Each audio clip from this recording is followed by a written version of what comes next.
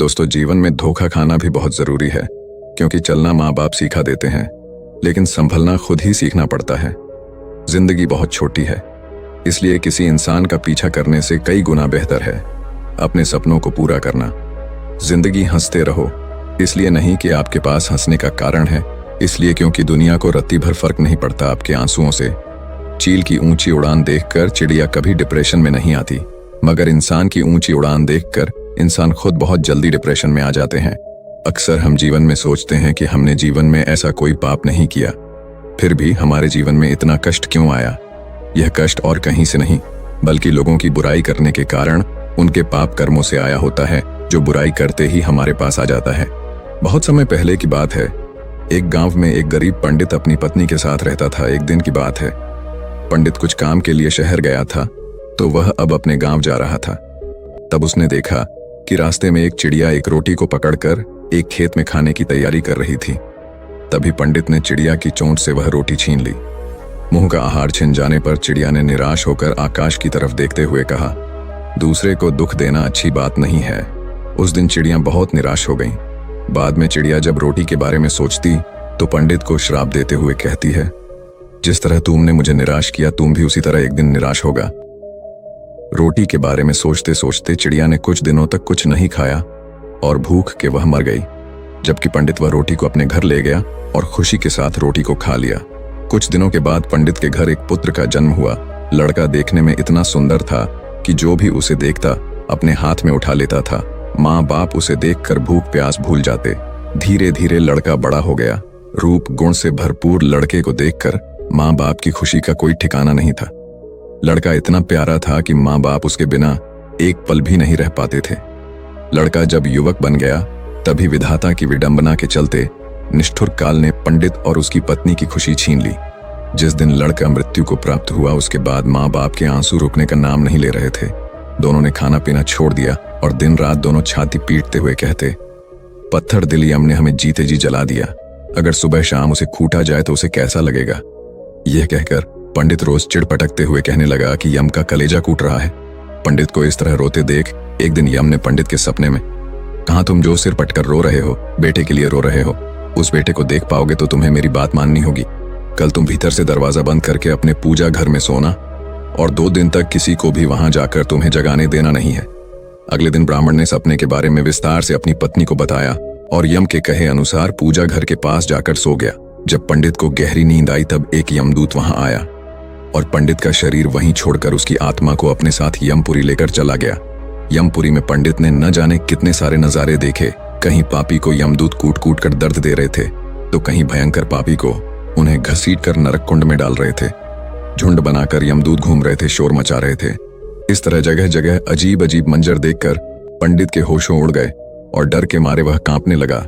यमदूत उसे यमराज के पास लेकर आया। डर के मारे थर थर कांप रहे पंडित को देखकर यमराज ने उससे कहा, पुजारी डरो मत, तुम्हें यहाँ कुछ नहीं होगा। जरा तुम उन नौजवानों की तरफ देखो, क्या उनमें से कोई तुम्हारा बेटा भी है। पंडित ने उन नौजवानों तरफ देखा तो अपने बेटे को मौजूद पाया।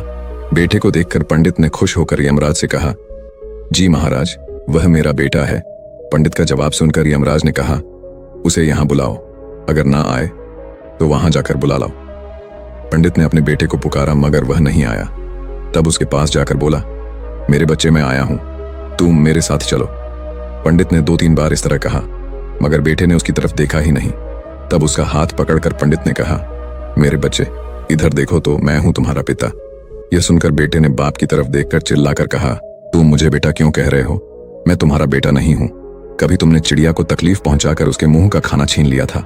उसी का बदला लेने के लिए मैं तुम्हारा बेटा बनकर तुम्हारे घर पर जन्म लिया था।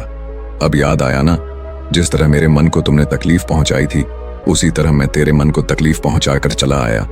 बेटे का जवाब सुनकर पंडित निराश हो गया और यमराज के पास उदास होकर बोला, वह मेरा बेटा नहीं है। पंडित की बात सुनकर यमराज ने उससे कहा, तुम लोग बेवजह मुझे कोस रहे थे, अब पता चल गया ना किसका कसूर था। इतना कहकर यमराज ने दूत को इशारा किया और दूत पंडित की आत्मा लेकर तुरंत उसके पूजा घर में पहुंच गया। पंडित के शरीर में उसकी आत्मा डालकर यमदूत चला गया। पंडित जागते ही उसकी पत्नी को सपने का सारा हाल बता दिया और उसके बाद पंडित और उसकी पत्नी ने दिवंगत बेटे की याद में आंसू बहाना बंद कर दिया। किसी को बुरा बोलना, चुगली करना, बुराई करना, जलन व ईर्ष्या का भाव रखना, यह सब आपकी तरक्की व खुशियों को रोक देते हैं, आपके जीवन में गहरा प्रभाव डालते हैं। कर्म एक ऐसी जगह है जहां हमें उसे बुलाने की जरूरत नहीं पड़ती। हमने जो पकाया होता है हमें वही मिलता है। कर्म आखिरकार सामने आता है, जैसा बोगे वैसा ही काटोगे, जल्द ही या बाद में। एक गांव में 2 कुत्ते रहते थे। दोनों आपस में गहरे और अच्छे मित्र थे। साथ साथ रहते और साथ सोते थे। उनमें से एक कुत्ता का काला था तो उसका नाम कालू था। दूसरा कुत्ता लाल था तो उसका नाम लालू था। एक दिन दोनों कुत्तों ने तीर्थ यात्रा करने की सोची, किंतु वे रास्ता नहीं जानते थे। दोनों ने निश्चय किया कि यात्रा शुरू तो करें, रास्ता तो अपने आप निकल आएगा। एक दिन वह दोनों एक साथ तीर्थ यात्रा पर निकल दिए। चलते चलते उन्हें एक गांव दिखा। काफी रात भी हो गई थी तो वह दोनों एक पेड़ के नीचे सो गए। थके होने के कारण उन्हें नींद आ गई। सुबह होने पर फिर अपनी यात्रा पर निकल पड़े। एक गांव पार किया। दूसरे गांव के पास पहुंचने पर उन्हें भूख लगी। वहां उन्हें 4-5 चूहे दिखाई दिए। लालू की पूंछ खड़ी हो गई। वह कालू से कहता है, क्यों गंडक जी, आप फरमाओ तो मैं इन 3-4 चूहों की चटनी बना डालूं। कालू ने गर्दन हिलाकर कहा, नहीं भाई लालू जी, हम तीर्थ यात्रा पर निकले हैं और तीर्थ यात्रा में किसी की हत्या करना पाप होता है, तो आप कोई दूसरा उपाय खोजो जिसमें कोई जीव की हत्या ना हो तथा हमें कुछ ऐसा ना खाना पड़े जिससे हमारी तीर्थ यात्रा भंग हो। दोनों कुत्ते एक सपाटे पर रुक गए। वहां पर एक मंदिर था। कुछ देर आराम करने के पश्चात दोनों ने फैसला किया कि अलग अलग दिशा की ओर चलना चाहिए। जिसको जो मिलेगा खा लेंगे। एक साथ चलते तो दोनों में से किसी का भी पेट नहीं भरेगा। कालू और कालू दोनों अलग अलग दिशा में निकल गए। जाने से पहले उन्होंने तय कर लिया कि वे वापस आकर इसी जगह पर मिलेंगे। लालू कुत्ता चलते चलते एक गांव में पहुंचा। वहां एक दयालु पंडित रहता था। वह पूजा पाठ करके भोजन करने ही जा रहा था। उसकी पत्नी ने उसके लिए भोजन थाल तैयार कर रखा था। पंडित ने भोजन को भोग लगाया ही था कि लालू कुत्ते ने झट से उसकी थाली में मुंह डाल दिया तथा एक रोटी उठाकर वहां से भाग गया। और पंडित ने ईश्वर का नाम लिया और हाथ धोकर उठ गया। पंडित ने अपनी पत्नी से कहा, बेचारे ये गंडक जी भी कितने भूखे हैं, सो आप ये भोजन की थाली इन्हें ही खिला दीजिए। पंडित की पत्नी गुस्सा होकर बोली, आप ये क्या कह रहे हैं? इस गंडक जी को ये थाली, इसमें कितने अलग अलग पकवान हैं, 2 तरह की सब्जी, अचार, दही, खीर, पूरी। पंडित दया भाव से बोला, तुम ठीक कहती हो, पर ये भी भूखे हैं। आप तो ये थाली इन्हें ही दे दीजिए। सोच लो कि ये थाली इनके ही भाग्य में लिखी थी। इसके पश्चात पंडित ने लालू कुत्ते को खूब पेट भरकर भोजन करवाया। लालू ने उसे खूब दुआएं दी। उधर कालू कुत्ता एक किसान के यहाँ पहुंचा। किसान अपने खेत में चक्कर लगा रहा था और जंगली जानवरों को खेत से बाहर निकाल रहा था। किसान की पत्नी खाने की थाल रखकर गई थी। थाल में भिंडी की सब्जी थी और बाजरे की रोटियां थीं। खेत का काम पूरा करके वह थाल खोलकर खाना खाने को तैयार हुआ ही था कि कालू ने तुरंत ही उसके भोजन में मुंह डाला और थोड़ी सी रोटी का टुकड़ा तोड़कर भागा। किसान एकदम से गुस्से में आ गया और खड़ा उठा। उसकी आंखें अंगारों की तरह लाल हो गई। उसने अपनी लाठी उठाई, गाली देते हुए उसने लाठी से इतनी जोर से वार किया कि कुत्ते की कमर टूट गई। वह पीड़ा से चिल्लाने लगा। कमर टूट जाने के कारण वह भाग ही नहीं सकता था। इसी बीच उसकी कमर में 3-4 लाठियां और पड़ गई। कुत्ता अधमरा हो गया। उसका साथी लालू चौराहे पर खा पीकर आराम कर रहा था। वह खड़े होकर अपने साथी का इंतजार कर रहा था। उसका साथी उसे कहीं भी नजर नहीं आ रहा था। लाचार और उदास होकर वह चौराहे पर बैठ गया। थोड़ी देर बाद उसे कालू अपनी तरफ नजर आते हुए खुश हो गया। वह जल्दी से उसकी ओर भागा। उसकी टूटी हुई कमर देखकर वह बहुत दुखी हुआ और पूछने लगा, भाई तुम्हारे साथ ऐसी दुर्दशा किसने किया? कौन पापी है जिसने एक रोटी के लिए तुम्हारी कमर ही तोड़ डाली? कालू की आंखें भर आईं। उसने पीड़ा से कहते हुए सारी बात सुनाई। कालू की बात सुनकर वह क्रोध तथा दुख में डूबकर बोला, मैं उससे अपना बदला जरूर लूंगा। उस किसान को बताऊंगा कि खुद की कमर किस प्रकार टूटती है तो कैसा लगता है। लालू भी बोला, मुझे भी उस पंडित का कर्ज चुकाना है। उसने मुझ पर कितनी कृपा की है। मैं रोम रोम से उसे आशीष देता हूँ। इसी प्रकार बातचीत करते हुए दोनों कुत्तों ने अंत में यह निश्चय किया कि उन्हें प्राण त्याग देना चाहिए तथा प्राण त्यागने के बाद उनके घरों में जन्म लेना चाहिए। इत्तेफाक से ना तो किसान के घर कोई पुत्र था और ना ही पंडित के।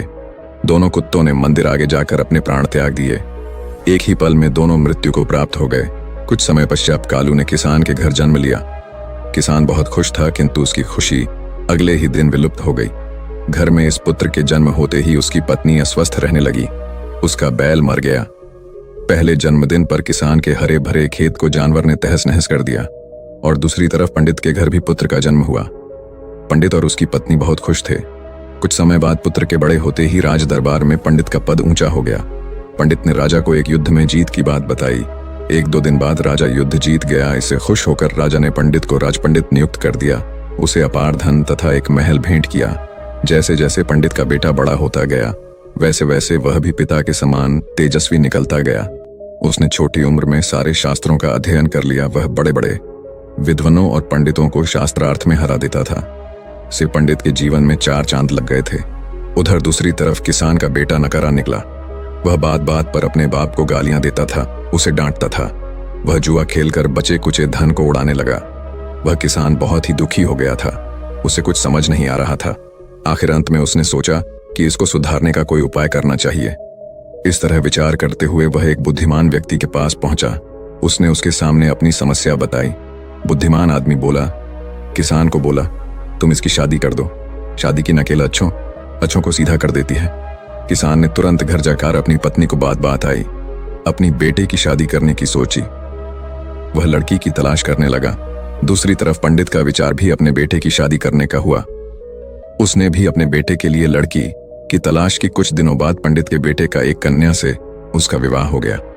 उसके बेटे की पत्नी भी सुशिक्षित थी। उसके आते ही घर को स्वर्ग बना दिया। उसके बाद किसान ने भी अपने पुत्र का विवाह करा लिया। शादी बड़े अच्छे से हो गई। शादी के अगले दिन ही उसका बेटा अचानक चल बसा। उसकी पत्नी रोने लगी। वह किसान बेहोश हो गया। होश में आते ही वह दीवार से सिर मार मार कर रोने लगा और चिल्लाने लगा, हाय मेरा बेटा, मेरी कमर तोड़कर चला गया। पंडित का बेटा उसी गांव में कथा कह रहा था, इस संसार में जो जैसा कर्म करता है उसे वैसा ही फल प्राप्त होता है। किसी भी व्यक्ति को 2 रंगों में कर्म फल मिलता है। कर्म आखिरकार सामने आता है, जैसा बोगे वैसा ही काटोगे। जल्द ही या बाद में ब्रह्मांड आपको वो परोस देगा जिसके आप हकदार हैं। कर्म ही व्यक्ति की पहचान का मुख्य आधार होता है। आपके कर्म आपके चरित्र को परिलक्षित करते हैं। जीवन में सफलता प्राप्त करने के लिए हमें हमेशा सकारात्मक कर्म करने चाहिए, क्योंकि कर्म ही हमारे भविष्य को निर्धारित करते हैं। दोस्तों, आपने आज के इस वीडियो से क्या सीखा वह मुझे आप कमेंट में बता सकते हैं। इसी के साथ में उम्मीद है कि आपको आज की वीडियो पसंद आई होगी।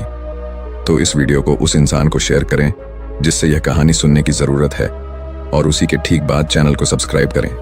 तो चलिए फिर मिलते हैं ऐसी एक और नई वीडियो में एक नए मैसेज के साथ। तब तक के लिए अपना ख्याल रखें। धन्यवाद और नमो बुद्धाय।